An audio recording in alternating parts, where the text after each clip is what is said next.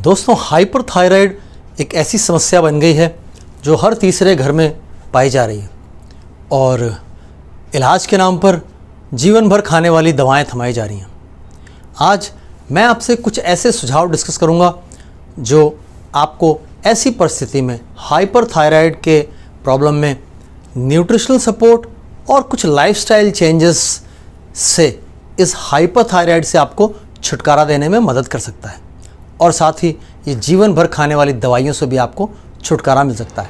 तो आइए बात शुरू करते हैं। नमस्कार दोस्तों, मैं हूं न्यूट्रिशन गुरु संजीव पांडे और आपका बहुत स्वागत है हेल्थ खजाना में। हाइपरथायराइड से छुटकारा पाने के लिए कोई ऐसा सटीक इलाज नहीं है कि आपको बता दिया गया कि ये दवा है और ये आप खाएंगे इतने महीने में और आपको इससे छुटकारा हो जाएगा। इसलिए लोगों को जो दवा दी जाती है वो बता दिया जाता है कि ये हमेशा खाते ही रहना है, रोज़ एक टैबलेट आपको खा लेनी है। लेकिन आप बहुत अच्छे से जानते हैं कि जितना दवा आप खाते हैं उससे ज़्यादा दवा आपको खाती है। तो मैं आपसे कुछ न्यूट्रिशनल सपोर्ट डिस्कस कर रहा हूँ जो यदि आप अपने खान पान में कर पाए तो आपको इस दवा से और इस हाइपरथायराइड की समस्या से छुटकारा मिल सकता है। पहले हम बात करेंगे कुछ ऐसी चीज़ों की जो आप अपने खाने में शामिल कर लें। Foods which you should prefer in your diet.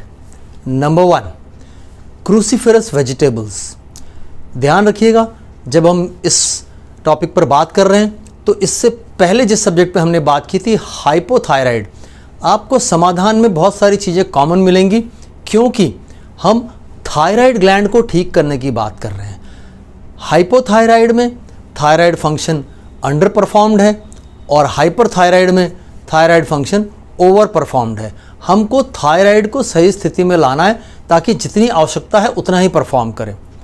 तो पहला, क्रूसीफेरस वेजिटेबल्स जैसे ब्रोकली, कॉलीफ्लावर, कैबेज, बंद गोभी, पत्ता गोभी, ऐसी चीज़ें अपने खाने में शामिल करें। ये आपको सपोर्ट करेंगी अपने थायराइड फंक्शन को सही रखने में। नंबर 2, कैल्शियम रिच डाइट, है ना।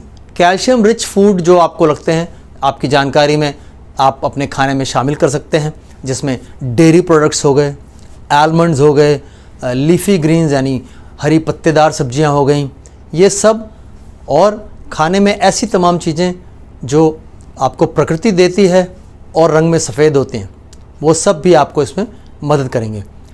इसके अलावा विटामिन डी जो कि आपको मोस्टली फैटी फिश या अंडे का जो पीला हिस्सा होता है, एग योक, और सनलाइट से मिलता है। इसके लिए आप खाने पीने में से जो भी विटामिन डी लेते हैं उसके अलावा आपको सनलाइट बहुत ज़रूरी है।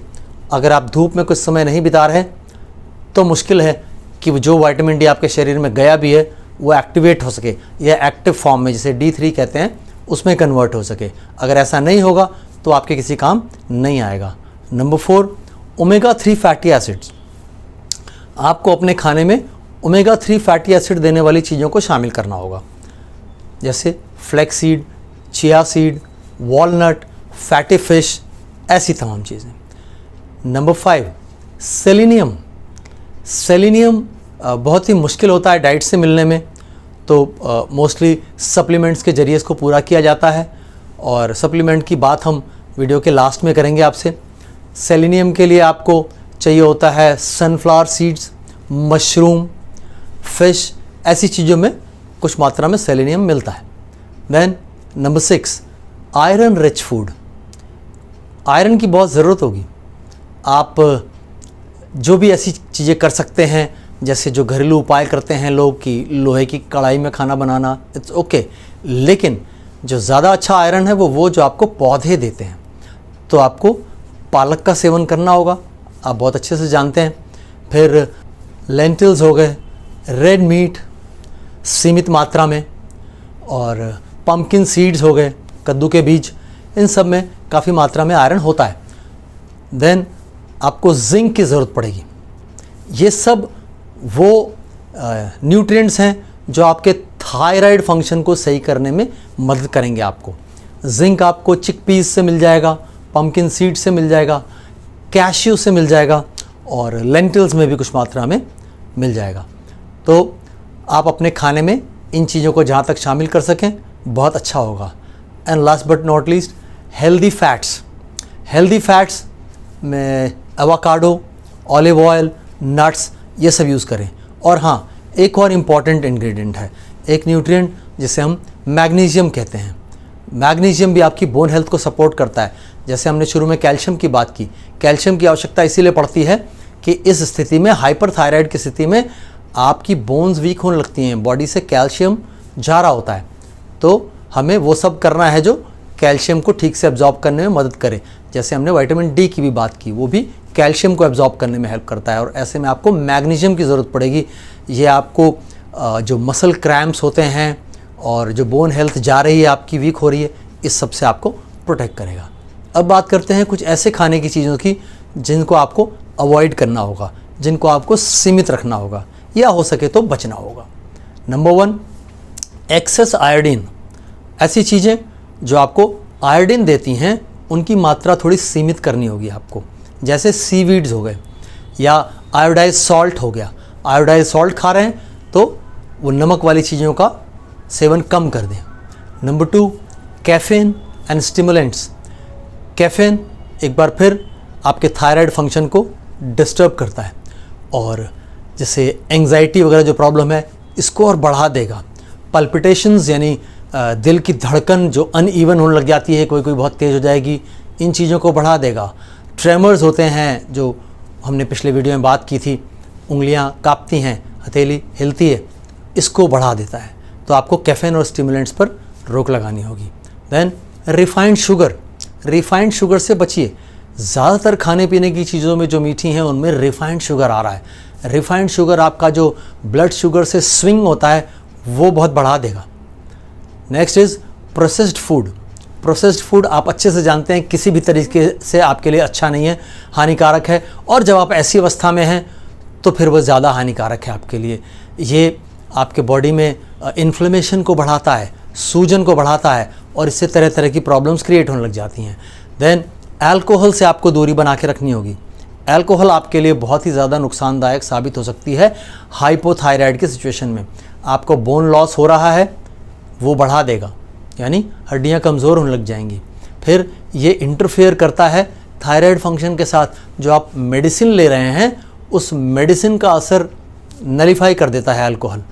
तो ये कुछ चीज़ें हो गई जिनसे आपको बचना होगा खाने पीने में। अब बात करते हैं कुछ लाइफस्टाइल चेंजेस की। लाइफस्टाइल चेंजेस में पहला और बड़ा परिवर्तन जो आपको करना है वो स्ट्रेस मैनेजमेंट। तनाव से मुक्ति पाना संभव नहीं है आज के लाइफस्टाइल में, लेकिन आपको कोशिश करनी होगी कि कुछ ऐसी चीज़ें करें जिनसे आप अपने तनाव को नीचे ला सकें। वो रोज़ ऊपर चला जाता है लेकिन रोज़ को नीचे लाने की व्यवस्था भी होनी चाहिए। इसे स्ट्रेस मैनेजमेंट कहते हैं। इसमें आप योगा प्रैक्टिस कर सकते हैं, मेडिटेशन कर सकते हैं, डीप ब्रीदिंग कर सकते हैं, माइंडफुलनेस हो गई। फिर नींद, 7 से 9 घंटे के बीच नींद पूरी होनी चाहिए, नहीं तो आप हाइपरथायराइड सिचुएशन से बाहर आना सपना समझ सकते हैं आपके लिए। नींद पूरी होना बहुत ज़रूरी है। Then number 2, gentle exercise. थोड़ा एक्सरसाइज करते रहना होगा लेकिन रिग्रेस एक्सरसाइज में मत जाएं। अगर आप हैवी एक्सरसाइज में जाएंगे तो आपको नुकसान हो सकता है। Number 3, avoid smoking. आपको स्मोकिंग बंद करनी होगी क्योंकि स्मोकिंग से ग्रेव्स का रिस्क बढ़ जाएगा आपके लिए और जो आई सिम्टम्स होते हैं वो बढ़ने लग जाएंगे। And last, monitoring. आपको अपने थायराइड फंक्शन की मॉनिटरिंग करनी होगी।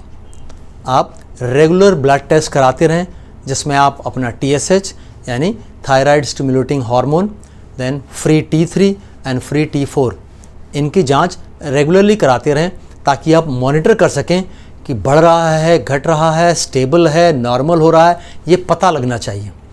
तो अगर आप जो भी आपका इलाज चल रहा है उसको करते हुए उसके साथ जो मैंने आपको ये कुछ न्यूट्रिशन बताया इसको डाइट में शामिल कर पाएंगे और ये लाइफस्टाइल में कुछ परिवर्तन कर पाएंगे तो आपकी वो दवा हमेशा के लिए बंद हो सकती है और आप एक नॉर्मल लाइफ लीड कर पाएंगे।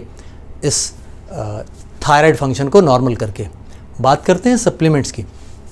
दोस्तों, अगर आपको एक अच्छा सप्लीमेंट उपलब्ध है तो आप इन न्यूट्रिएंट्स में से बहुत सारी रिक्वायरमेंट्स न्यूट्रिशन के ज़रिए पूरी कर सकते हैं, जैसे कैल्शियम, मैग्नीशियम, विटामिन डी। एक ही सप्लीमेंट के ज़रिए ये पूरा हो सकता है। न्यूट्रालाइट कैलमैक डी अगर आप यूज़ कर रहे हैं तो अगर टेस्ट करा लीजिए, अगर आपका विटामिन डी ज़्यादा नीचे है तब आप विटामिन डी प्लस बोरोन पर आ जाइए।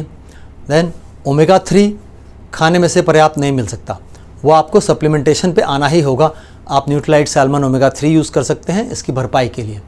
सेलेनियम, आयरन, जिंक, ये सब आप एक अच्छे मल्टीविटामिन के थ्रू इस्तेमाल कर सकते हैं, यानी कि जैसे न्यूट्रालाइट डेली प्लस हो गया, इसमें से आपको ये सब चीज़ें मिल जाएंगी। तो जो सप्लीमेंट वाला पार्ट है वो खाने में भी ध्यान रखें, और अगर सप्लीमेंटेशन कर सकते हैं देन वेल एंड गुड। हाँ, ये सारा प्रोसेस एक अच्छे हेल्थ केयर प्रोफेशनल की मदद से होना चाहिए, तब आप उसका प्रॉपर मैनेजमेंट कर पाएंगे। अदरवाइज़ आप अगर अकेले खुद से कुछ ट्राई करेंगे तो आप शायद हो सकता है अंधेरे में तीर चलाते रहें और कुछ बहुत अच्छे रिजल्ट्स आपको न मिल पाएँ। इस सब तरह की मदद के लिए मैं आपके लिए उपलब्ध हूँ। नीचे हुए दिए हुए नंबर पर आप हमें व्हाट्सएप के ज़रिए संपर्क कर सकते हैं। दोस्तों, अगर आपको लगता है कि ये जो हमारे वीडियोस हैं, जो चैनल है, ये किसी भी तरीके से आपको या आपको लगता है सोसाइटी को कुछ कंट्रीब्यूट करता है, कभी आपको इसमें कुछ ऐसा मिला जो आपके काम का है या आपको लगता है कि लोगों के काम का है, तो आप हमारा सपोर्ट कर सकते हैं। नीचे जो आईडी है इसके ऊपर आप हमें कुछ डोनेशंस करना चाहें, छोटे ही सही, लेकिन आपका एक जेस्चर भी हमारे लिए बड़ी हेल्प होगा, तो हम लंबे समय तक और अच्छे तरीके से बेहतर रिसर्च के साथ वीडियोस आपके सामने लेकर आ सकेंगे। स्वस्थ रहें और मस्त रहें। जय हिंद। तो अगर जानकारी अच्छी लगी हो तो चैनल को सब्सक्राइब जरूर करें, वीडियो को लाइक करें और अपनी राय कमेंट्स में अवश्य दें। दोस्तों, हमारे चैनल से संबंधित सभी महत्वपूर्ण जानकारियाँ इस वीडियो के डिस्क्रिप्शन में दी हुई हैं, जैसे कि आप हमसे कैसे संपर्क कर सकते हैं प्रिस्क्रिप्शन बनवाने के लिए और हमारी राय लेने के लिए अपनी किसी भी दिक्कत परेशानी के बारे में। Thank you.